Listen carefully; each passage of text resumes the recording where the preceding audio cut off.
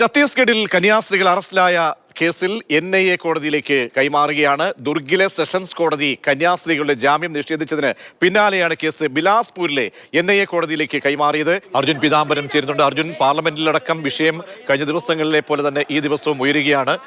പ്രതിഷേധങ്ങൾ ഏതെങ്കിലും രീതിയിൽ മുഖവിലക്കെടുക്കുന്നുണ്ടോ ഭരണപക്ഷം, കേന്ദ്ര സർക്കാർ? എന്തെങ്കിലും പ്രതികരണങ്ങൾ അവരുടെ ഭാഗത്തു നിന്നും ഉണ്ടായിട്ടുണ്ടോ അർജുൻ?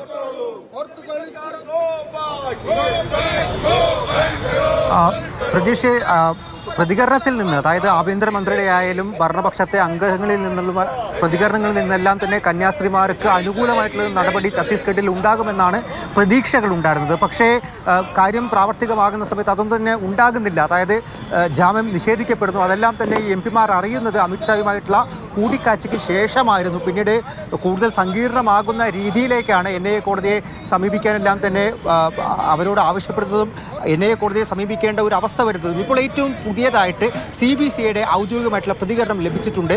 അവർ വ്യക്തമാക്കുന്ന കാര്യം, ഉടൻ തന്നെ ഇന്ന് വൈകിട്ട് തന്നെ NIA കോടതിയെ സമീപിക്കും. ഈ രണ്ട് കന്യാസ്ത്രീമാരെയും ജാമ്യത്തിലിറക്കാൻ വേണ്ടിയിട്ടുള്ള ഹർജി സമർപ്പിക്കുമെന്നുള്ള കാര്യം തന്നെയാണ് CBCI ഔദ്യോഗികമായി വ്യക്തമാക്കിയിരിക്കുന്നത്. ഛത്തീസ്ഗഡിൽ റായ്പൂർ ആർച്ച് ബിഷപ്പ് അടക്കമുള്ളവർ അവരെല്ലാവരും CBCയുടെ ഭാഗമാണ്. അവർ വേണ്ട എല്ലാ ഇടപെടലും ഛത്തീസ്ഗഡിൽ വെച്ച് നടത്തിക്കൊണ്ടിരിക്കുന്നുണ്ട്. ഇവരെ ഏത് വിധേനയും ജാമ്യത്തിലിറക്കി പുറത്തു കൊണ്ടുവരാൻ വേണ്ടിയിട്ടുള്ള ശ്രമങ്ങൾ CBCI നടത്തിക്കൊണ്ടുവരിക്കുന്നുണ്ട്. എന്തായാലും ഈ ഒരു ഘട്ടത്തിൽ